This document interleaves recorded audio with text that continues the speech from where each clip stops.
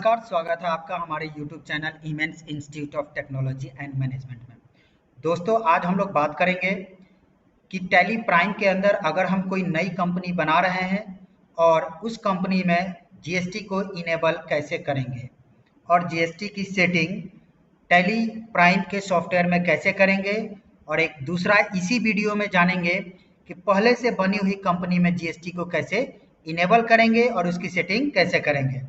कि हम जानेंगे क्रिएट कंपनी के साथ टैली जीएसटी को इनेबल करना। तो सबसे पहले आप देख सकते हैं सामने हमारा एक ऑप्शन खुला हुआ है क्रिएट कंपनी, और यहाँ से हम बनाना शुरू करते हैं कंपनी। कंपनी का नाम हमने दे दिया इमेंस, ये हम नाम दे दिए।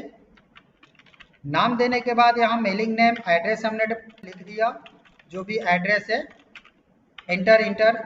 यहाँ पर स्टेट आपको देना होगा। अब जिस स्टेट की आपकी कंपनी है वो स्टेट हम डिफाइन कर देते हैं।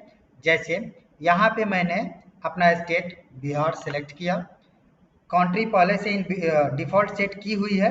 पिन कोड हमने पिन कोड टाइप कर दिया, जो भी हमारा पिन कोड है। कंट्री के बाद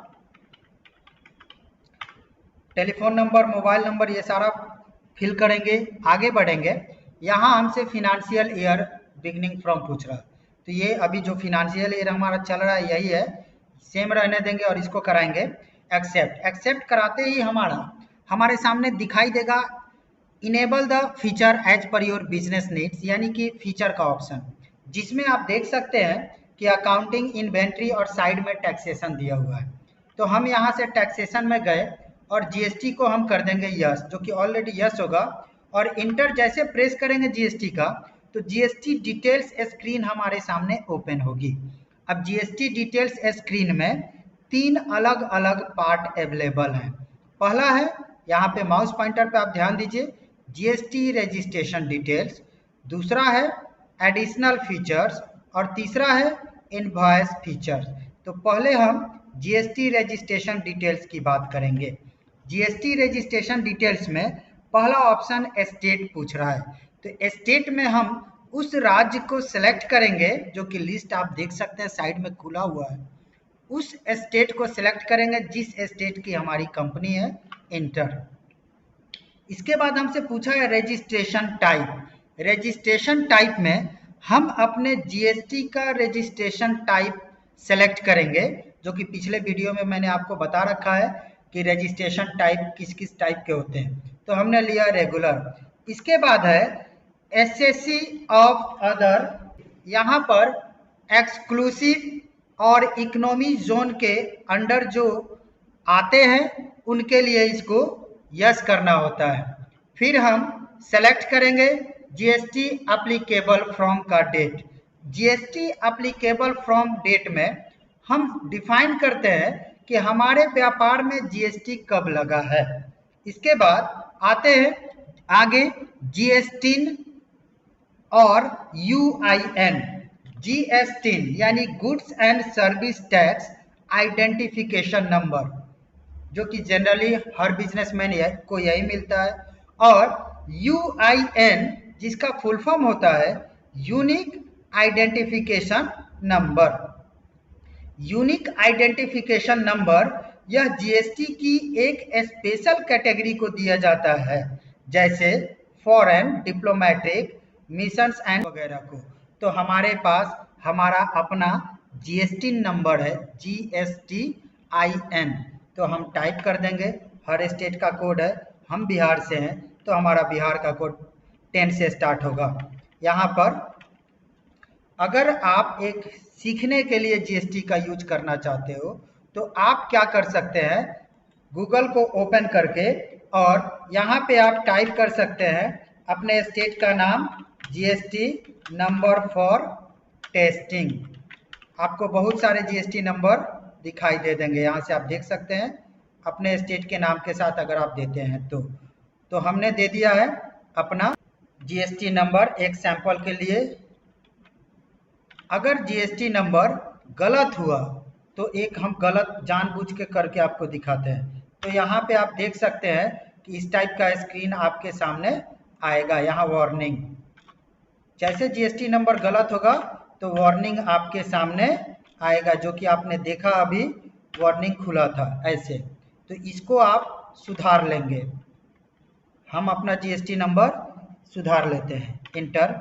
यहाँ पर दिखाएगा पीरियोडिक ऑफ जीएसटी R1, यानी इसका मतलब ये हुआ कि आप जीएसटी, आर का फुल फॉर्म होता है रिटर्न, जीएसटी का रिटर्न आप कब फाइल करने वाले हैं, हर महीने या फिर क्वार्टरली, तो हमने ले लिया क्वार्टरली। इसके बाद अब दूसरे सेक्शन में हम पहुंच गए। दूसरा सेक्शन क्या है, तो दूसरा सेक्शन है हमारा एडिशनल फीचर्स। एडिशनल फीचर्स में पहला ऑप्शन है सेट अल्टर जीएसटी डिटेल्स, ये पहले से नो होगा, अगर इसको हम यस करते हैं तो यस इसको क्यों करेंगे वो जानिए। जिस वस्तु का व्यापार आप कर रहे हैं सब एक ही कैटेगरी का हो और सभी पर जो जीएसटी का टैक्स रेट हो वो सेम टू सेम हो, तो इस ऑप्शन को यस करना है।